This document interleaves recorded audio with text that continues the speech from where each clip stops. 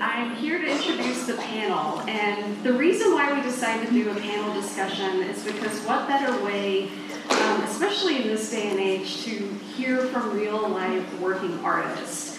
A lot of our artists are also educators too. So you each have a handout, hopefully, and if you don't, we'll come and bring you one. It talks about a current exhibition that's at the High Museum, and then on the back it includes all of the bios of the artists you'll hear from. The exhibition really is a focus on immigration, belonging, heritage, what it means to belong to a place. The work is powerful and meaningful, and especially today in 2019, it's just really an important show. So each of these artists are incredible in their own right. So the name of the exhibition is Of Origins and Belonging, drawn from Atlanta. You have complete access to the High Museum for the next 2 days as long as you wear your lanyard. And this show is in the lower level of the main building, so you've got to check it out. It'll be up until September 29th. Jessica Caldas is here. She is, come on up, Jessica.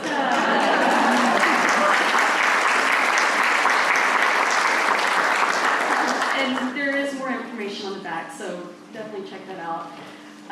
Yehimi Cambrón, also a teacher at Facilitator. Alan Caomin,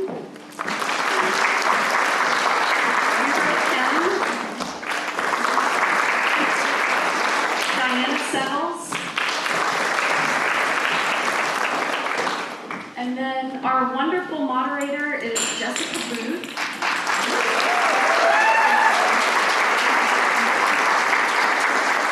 For those who don't know Jessica, talk about a real advocate for the arts. She is the Fine Arts Manager Specialist for the state of Georgia.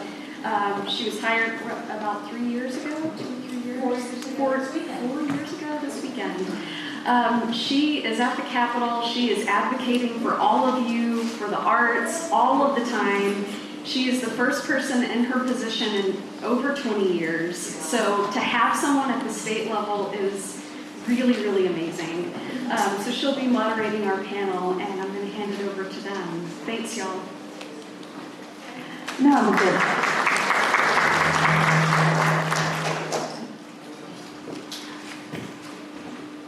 Before we get started, let's do a little technical. Yeah, is this, so when it's on top, you'll have to pass the Sorry about that.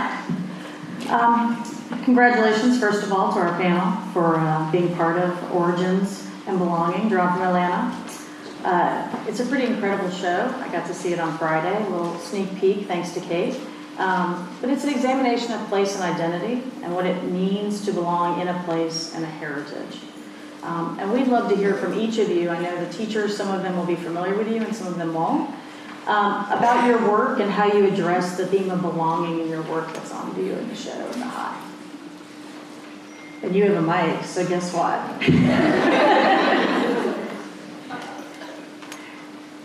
Hi, my name is Dianna.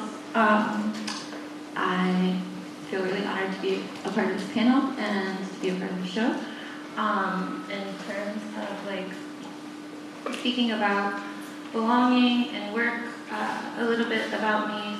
I'm half Vietnamese. My father is a Vietnamese refugee. My mom's family is white, but grew up in rural North Georgia.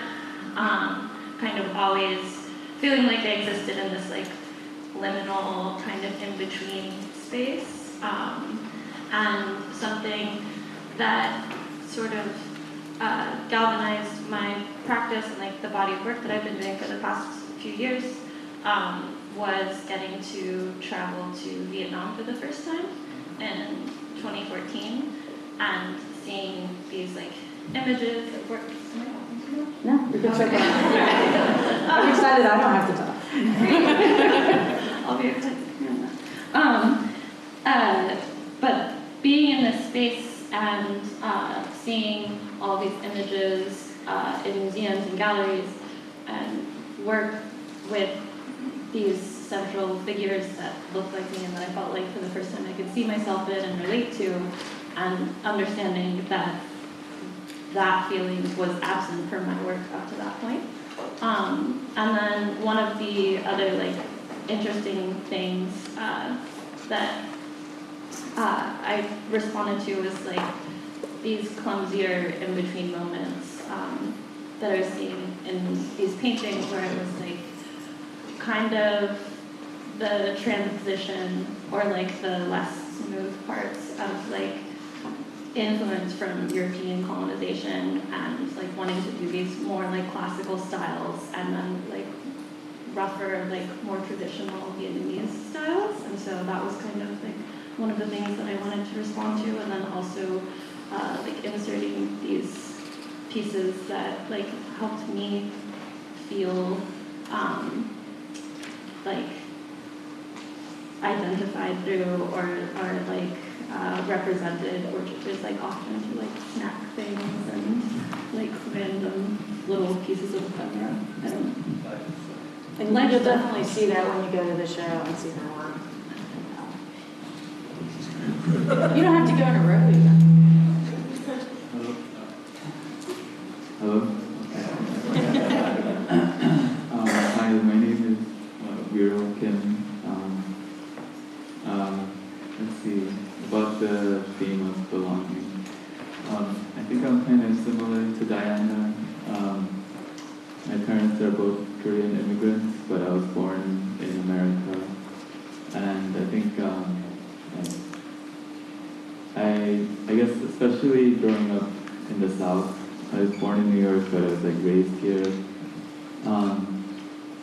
It's like, I don't know, I get distance from my parents' culture, but then I don't ever really feel like I belong in this culture. And so like, I think I always sought like some other place I could go, and that led me to like dive into my imagination and like find a place where I could be like a whole being. And it feels like that place is somewhere out there, and like I can see glimpses of it. And so I think in my work, like I'm not trying to depict or illustrate that place, but like make a portal into it.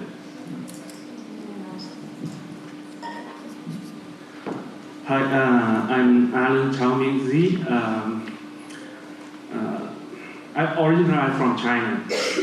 I immigrated to the United States after I graduated from the college in China, so I'm adult, so I come to the United States.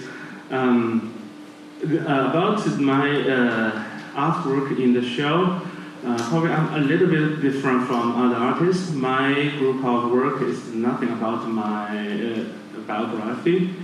I created that group of drawings way before I received a phone call from Michael Rooks.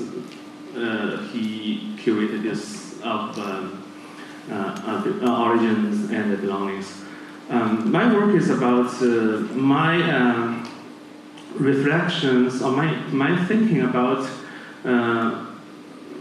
all those kind of current issue about the violence and conflict between nations and religions, and we are experiencing or we are hearing from news, and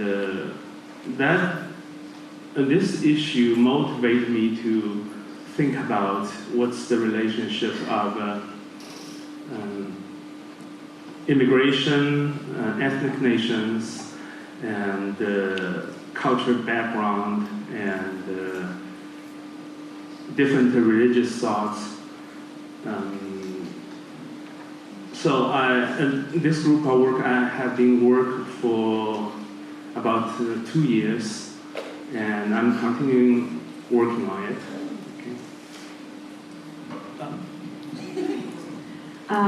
So my name is Yehimi. I'm actually, up to last week, I was also an art teacher at Crosskeys High School in DeKalb County. Yeah, I'm done.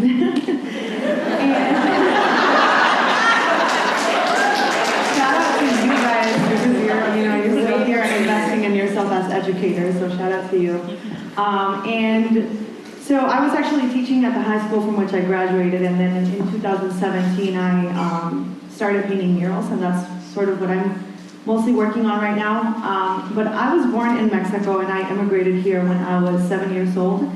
And as soon as I crossed the border, we crossed the border without inspection, me and my family, I became undocumented. And my parents had told me what that meant, but I never really understood it until I started transitioning into adulthood. But I grew up like in a community on Beaufort Highway that is mainly immigrant, and so I never felt out of place. And so until I started realizing what being undocumented meant. And so these documents, right, that sort of dictate and limit what I can and cannot do in my life, had a big influence on my artwork, especially for the series of portraits that I created for of origins and belonging.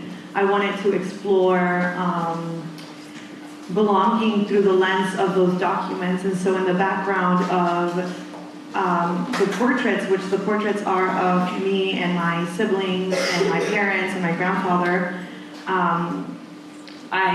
there's layers of our birth certificates and just immigration documents.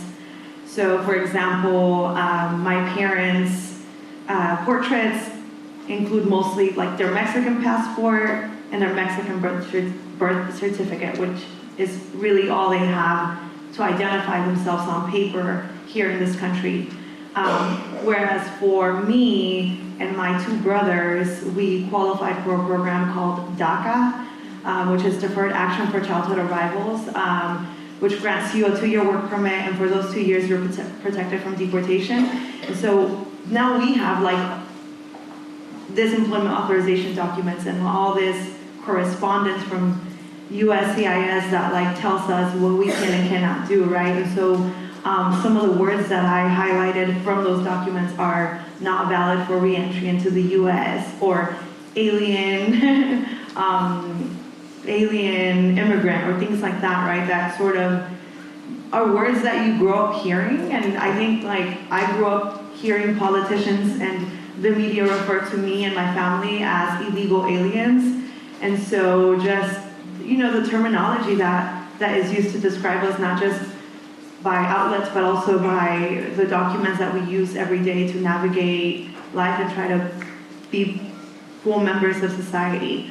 And so then for my little sister, it's like her American birth certificate, her passport, her driver's license, and how it's like, even the US passport, I hadn't never actually like looked at one so in depth until I looked at hers, and I was like seeing all these quotes that are at the top that are so welcoming and so, romanticized, and then are like, immigrants are like essentially the best, right? I don't remember the quote, but it's just like that big, like for you, the doors are open, right? You can come and go, and you have this like golden ticket. But for me and my brothers, even though we are privileged to be DACA recipients, there's still so many limitations, and it's still kind of like, as human beings, we don't plan our lives in 2-year increments, right? So just highlighting those differences and the complexities of immigrant families, I wanted to do that mainly through the documents that we each have.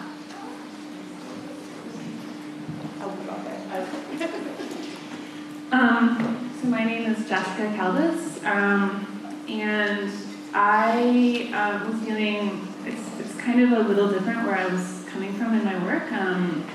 My family is Puerto Rican, and I think probably most of us know that Puerto Ricans are Americans, but actually most of America does not. And so my work is kind of, there's a couple of different themes of belonging I think I was really interested in. There's this broader idea of being a migrant from a place that is not actually supposed to be separate from the place where we are currently at. And this idea that Puerto Ricans who live on the island have a very intense pride in their home, and that pride we never escape that really when we come to the US. And when Puerto Ricans come to the U.S., they are all, as they have always been, Americans, but that their experience, of course, is not so much, not always so positive, and that there's sort of a dissonance between the idea that we're citizens, both like politically and socially. And so that was like this broader theme that I was exploring actually through my family stories. My grandfather, who was a storyteller, and his experiences where he grew up, he was born in Ponce, and he grew up in New York as well, and moved back and forth a lot, and kind of had this intense love of his Puerto Rican identity, but also being American, and his stories reflected that. But they also showed, and sort of the current political climate also shows that that experience is not always true in our day-to-day.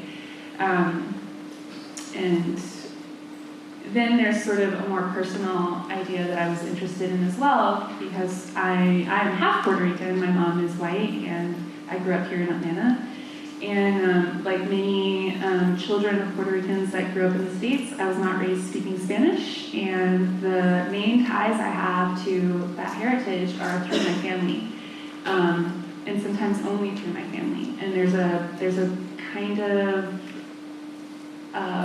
again, like as a child especially, like I was always like, I'm Puerto Rican, and I don't really know what that means, but that's what I am.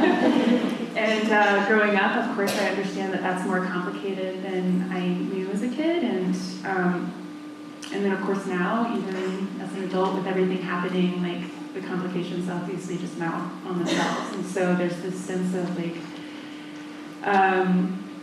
like difficulty in saying like, and being proud of being Puerto Rican, but also knowing that I walk the world with a lot of privilege of not appearing anything to most people other than white, and also like not feeling like I'm Puerto Rican enough. And I have that conversation with a lot of other half Puerto Ricans. In my family, we even joke about it too, like we're Puerto Ricans or we're bad Puerto Ricans. You may have also heard the term Wihro, which is like also a thing. And so this is like a really common experience that I'm like kind of navigating myself whenever I meet fellow Puerto Ricans who have that same experience. It's always like my heart opening, which is really nice. So trying to get all of that in the work. I listened to all of this, and Jessica and I spoke earlier. I'm also an immigrant, and I feel very much a lot of the things, like my papers, I guess, when I became a citizen, were in the hallway of my parents' house. Like there's a part of pride. And I think no matter whether you're a music teacher or a dance teacher, a visual or media arts teacher or a theater teacher, we all have students who are having this experience, even if we ourselves don't have the same experiences as the people on the panel. So I guess my question for you as a panel is, you know, all of these teachers in the room have different students that are all from different backgrounds and different walks of life. How did your school experience in America impact, or even in the country that you're from, your career? Anybody can go first. You don't have to all answer everything. Let's see. School experience. Yeah, how did your school experience affect your career or your path in life to become an artist? Just nice music.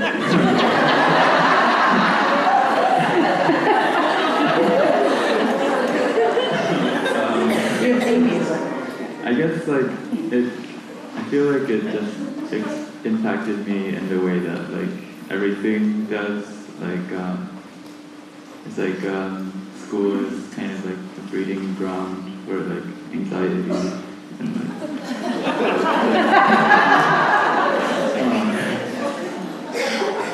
So you find ways to deal with it, and I think for me it was like I was always drawing, like even like I wouldn't finish tests because I'm just like drawing on the paper, and I was always getting in trouble for like drawing on the desks, and you know, but it was like I also learned a lot of stuff, which is great.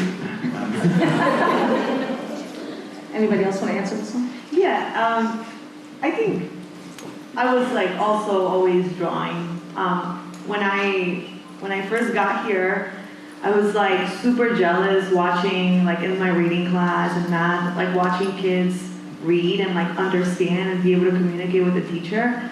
And so I felt like a failure and like I didn't belong, and I was like, migrating, I didn't really understand like the journey here, like the actual journey felt like an adventure because we didn't really understand how dangerous it was at that age. And so then when I got here, I was like, this is not an adventure, this is confusing and scary. And so the only place where I actually felt like I could succeed was in the art classroom, because all I had to do was create. And coming from a family where like my mom made everything by hand, and I always saw her like doing like really crafty things. I felt like that was just like a part of me, and so art class was just like my place. It was a safe space. And so I just continued making art, and I think ultimately, like as I transitioned into adulthood and I started transitioning into the illegality of being undocumented, the biggest impact that educators had on me was that like they let me educate them, right? And even though that was not my job, I think, and as a teacher, like you're constantly like having to learn from your students. And so my teachers let me teach them about my situation, and like they just listened and were good allies. And my teachers that helped me the most were white teachers. They weren't Hispanic or Latino or immigrants, and they learned about what like limitations I had, and they were the ones making phone calls my senior year to admission offices about like, what is your policy on accepting undocumented students? They were making all those calls, and so they were really big advocates, and they didn't give up on me just because being undocumented I have to pay out-of-state tuition, or now there's a ban on undocumented students from the top public universities in Georgia. And so they really just pushed on and believed in me. And so I think that got me through the door. I was able to go to Agnes Scott and on a full-ride scholarship. Thank you. And they helped me prepare for the interview. They helped me figure out what I was going to write about. And ultimately, that Agnes Scott was a place where I like discovered my voice as an artist. And so I think that without those educators, even though they weren't my art educators, without them, I don't know how I would have done it. So Thank you. I'm going to build on your response, and that is, as educators in the room, it's important that we're all kind of supporting student growth. What advice, since you already started, Yehimi, would you give teachers who are teaching students from different countries and backgrounds? You don't have to answer it again. It's just you kind of got me thinking about this. Yeah, no, I think like some of the pointers that I give teachers when I'm asked this question is that like you have to find ways to identify yourself as an ally, and like when it comes specifically to immigration and being undocumented, like there are, the terminology, the words that you use are very important. For example, like specifically, like hearing my teachers refer to me as an illegal alien was really painful, because I felt like a criminal, and I felt like, an alien, right? Like I was not even human then. And so just, using the correct terminology, like using undocumented immigrant, or for our LGBTQ students, asking students what their pronouns are. Like just like, I had a transgender student that wasn't even my student, but was in my classroom all the time, because the father didn't want anyone to call, the father wanted all the teachers to call the student by their birth name.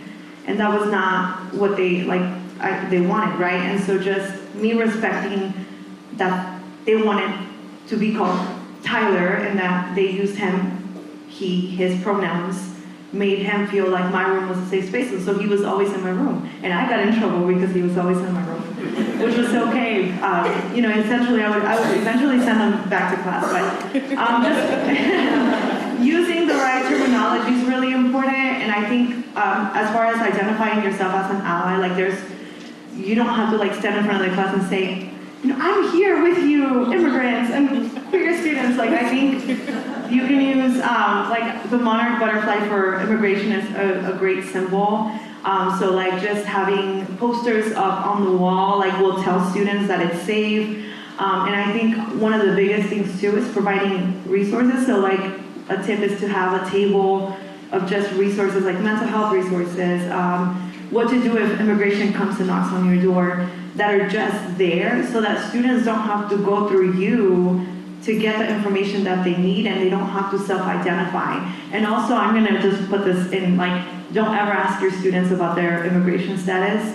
Like, don't ask them, because I get a really great question from teachers is like, how do we know which students need this help? Like, how do we know? If you build that relationship with your students and they know it's a safe space and they want to share that, they'll share it with you. But you never ask your students about their immigration status. So those are just a few of the many things. This exhibition is part of the High Museum series on the fundamental meaning of drawing.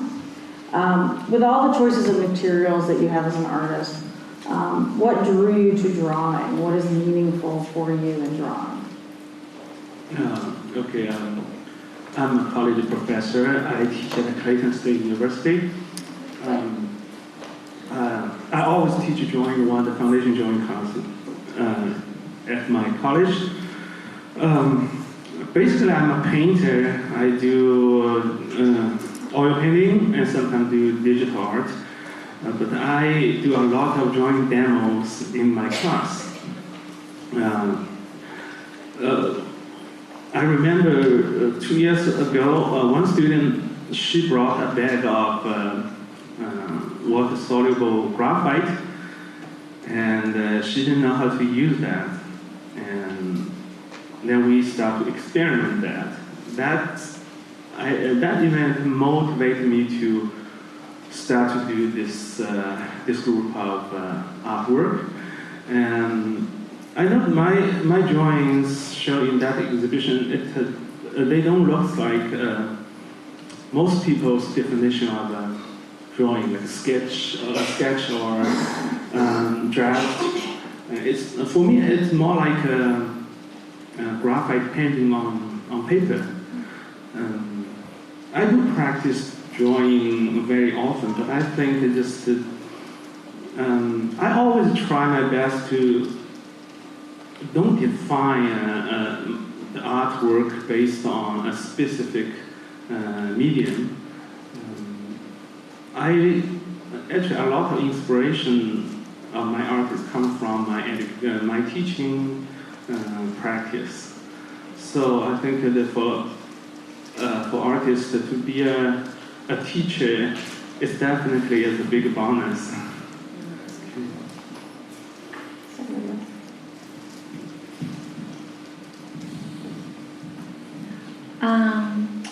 I think that one of the things that I really enjoy about drawing is just like kind of the immediacy of it, and you're able to like work out or like jot down like these initial ideas that you can keep working through over and over again.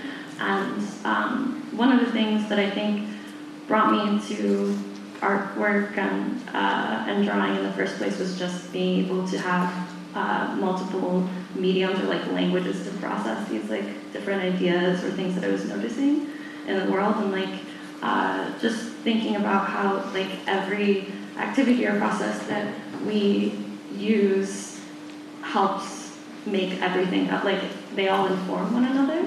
And so it's like being able to experiment with different mediums and drawing and trying things out and being like, all right, this is unfamiliar to me to use like this much color or something, or to try like changing the line work that I'm doing. Being able to like do that small task like with more bravery or something like helps approach other things that might be intimidating as well. Like talking in front of Jessica? So I've like drawn my whole life, but when I was younger, like I thought drawing was always like paper, or pen on paper, or pencil on paper. I think as most young people do. And what I've really enjoyed as I've like grown my professional practice is that like for me, drawing has expanded to mean a lot more. Like it doesn't, like I draw with everything, and I consider most of my work drawings, most of my 2D work. Some people would look at them and be like, oh, this is a painting, or this is a collage, or this is a print. And that's because I layer up a lot of different mediums that I consider myself to be drawing with. And I like this idea. I just started teaching, so I have nothing on any of you, but I taught at GSU while I was doing my MFA, like 2 drawing 1 classes and like an intro to studio class. And my favorite section was actually this intro to studio class where I was supposed to introduce all these, you know, freshmen who would take, this was their first art class, and most of them like drew with pencil or now like iPads onto paper, and and like they didn't have this broad idea of what different mediums could do or what they even were. And so the first section I would teach is this like experimental drawing. I basically would be like, look, you can draw with anything. Here's all these artists that do it, and here's some of my work, and now I'm gonna make you do this for like 4 weeks. And it's like the first way that these kids would start to be like, oh, I don't just have to like sit in front of this piece of paper and like draw with graphite a still life, which is great and important, but also there's all these other things. And so that's kind of how I approach my own practice too, and I think, and it's just like, I like the way I can build up layers of drawing so you can see all that history, all those initial thoughts, but you can also like fine-tune things as you add more layers in different mediums. And that's really important to me because a lot of the stuff I'm trying to deal with is complicated and there are layers to it, and the history or the memory of those other things underneath are really important to kind of connecting those conceptual layers as well. So That's terrific. I want to add one thing. My drawings in the exhibition, they are made from graphite. Then, because the question, just asked the question about just how the inspiration of origin, belonging, and my own drawing. Then I think this question is so good. I never thought about this actually. Now I just suddenly realized that the reason why I'm especially fond of graphite is because in Chinese, graphite, a direct translation of Chinese means stone ink. And you know, in China, there has a lot of artists practice the ink painting. And I come from that kind of culture background. And the stone ink, it has very, very special, a very strange kind of feeling for me. And the solid graphite melting into the water, it looks like ink. But after it's dry, it still shows more solid, more kind of like a metallic surface than traditional carbon ink. I think this probably, from this point, the stone, the material, the stone ink, the graphite, and it is the inspiration or the trigger to open my fantasy or thoughts of my own cultural heritage. That's terrific. Awesome.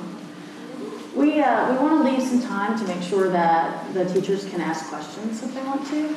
And I know that at the Department of Education, we've been doing a big push through our instructional resources that we create for teachers, K-12. So every teacher in the room can access example lesson plans and PowerPoints. And we're working with visual art, music, dance, theater right now. And we're trying to make sure that the resources that we present from the Department of Education looks like Georgia and isn't just the kids who are in that school. So a school may be completely homogeneous. However, we want to make sure that they see Georgia artists, that there are people from our communities that are artists, just like the folks on the stage, that there are people of all different ethnicities and races, that there are female artists, because sometimes you don't know about that. But that is a big push that we've been doing, and I know as you're trying to incorporate more musicians, more artists, more dancers, more actors into your repertoire of what you're teaching students, you probably have a lot of questions. So is there anybody who has a question for the panel while we have a little bit of time? I can keep asking questions forever, but. I have one. Okay, great. This is for the second panelist. When you were talking about providing literature for your undocumented students, where do you get the literature from that you provide for your students? I'm going to start yelling, okay? The teacher brain. Yeah, so there's a lot of organizations that have resources available for educators specifically. Educators for Fair Consideration has resources. Immigrants Rising is another organization that has resources not just for educators, but not just about education. They have resources also about entrepreneurship, which to me was like a thing that I wish I would have learned more about, like as an option, being undocumented, because when you're undocumented, you can't legally work, but you can definitely run a business and hire U.S. citizens, which is ironic, but there's organizations here in Georgia like, I'm blanking. What was the first one? Education? So it's Educators for Fair Consideration. There's Immigrants Rising. There's the Latino Community Fund is a new organization here in Georgia that has like scholarships and provides resources. There's Asian Americans Advancing Justice that does great work and it has a lot of legal resources for immigrants. There is Forward US has resources and like videos and things like that. But I think like Immigrants Rising and Educators for Fair Consideration. There's also, oh man, I need to just like send you guys a list of everything because there's so much. But yeah, these are good to start with. Any other questions? Sorry, we have just enough light on us that we can barely see. For the panelists. I have one last question. Oh wait, we have somebody? Okay. I was curious if your students or people you work with ask you about the political environment that we're in and ask your opinion and how do you maneuver your answers, or do you get into in-depth conversations with your students about it? Or is it I know typically at university level you have more Yes. political leeway Can and you K-12 be not more much. specific, like a racial issue, religious orders? all of the above? I'd like you to solve all the problems. Okay. Your current administration speaks on all of those points Mhm. in their way. And I'm wondering if you can speak on that, especially with DACA immigration and I mean, I can probably do a little bit of the K-12. I mean, I think as arts educators, regardless of which subject area, you know, it's kind of our duty to be Switzerland. You know, if you think politically, where the kids shouldn't know what my opinions are. They shouldn't know what religion, what anything is really. But they should feel like it's a safe place for them to experience things through their art form. And that's kind of the realm of K-12 usually, is that you want to support students and you don't want to delve into, you know, a lot of politics or have them feel like their teacher represents one thing that's not them. I know at the university level, and you can probably speak to this more, Alan, you have a lot more freedom because the kids are allowed to be a lot more expressive as they're creating. I think it's about, we always get used to labeling. For example, I come from China when I was in graduate school, and my classmate, my professor always more or less, or I would say unconsciously label me as a Chinese artist or Chinese art student. They expect my artwork has more Chinese character or Chineseness, but I'm totally opposite. Okay? See, I wear cowboy boots.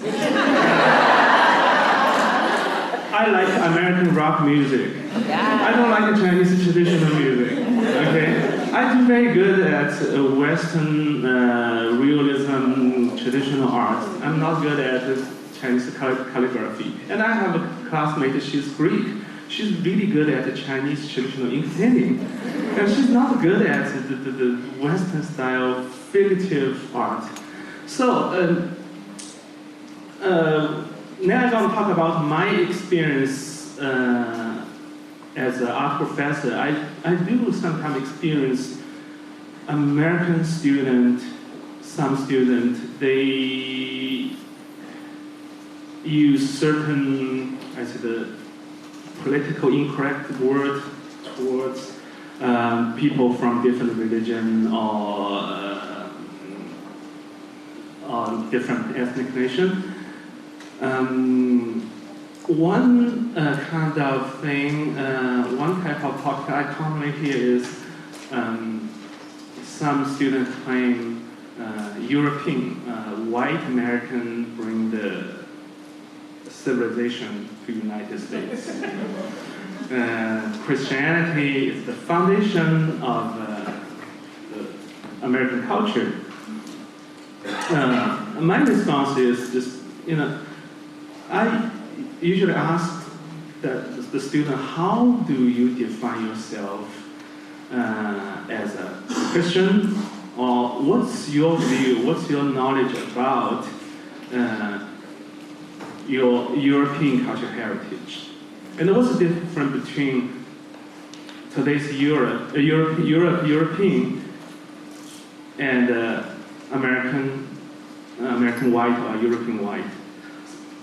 When I ask those kind of questions, it's opened up a kind of a space and let them to realize it's very complicated question. It's very complicated situation because culture is not monolithic, and the culture is not a kind of like something addressed in someone's grandparents' wardrobe, and you can just take it out and wear it any time, go to the party. Culture is nothing like that. Culture is always about connecting.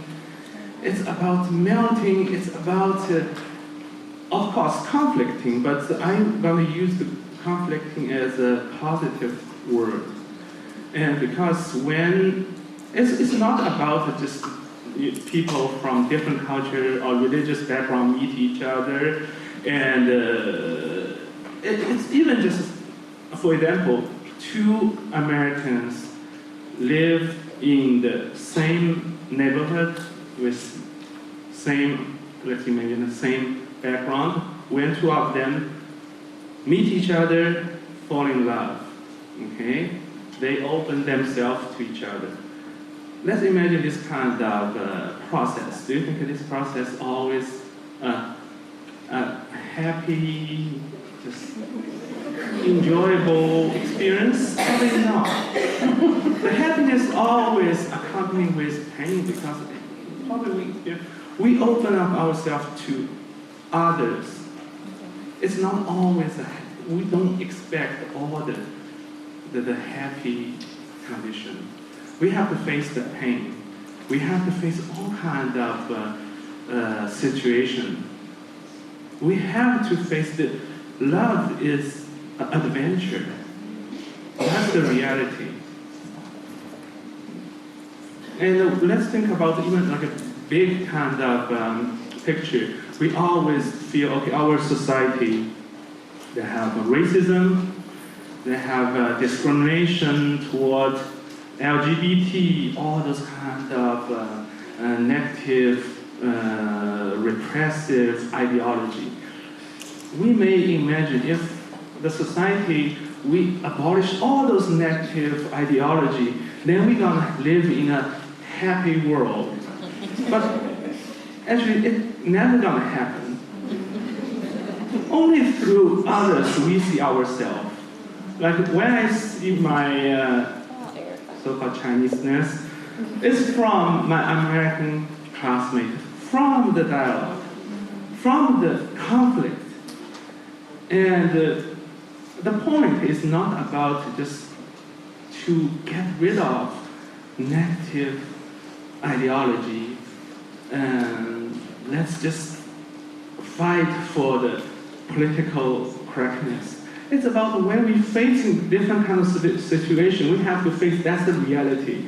And what's your position? What's your courage? Or do we have the courage to facing this? Yeah, we're running out of time, and I know one of the things that I've always liked the most about the arts in general is that whether it's a music piece or it's a play that's been written or it's visual art, is it's always an example of the time in which it was created and by the people in which it was created. And I know it's very vulnerable to sit up here and have people ask you questions and you don't know what they're going to be ahead of time. But I'm really glad that all of you are adding to the dialogue and the dialogue of Atlanta. And I thank you for your courage. The show is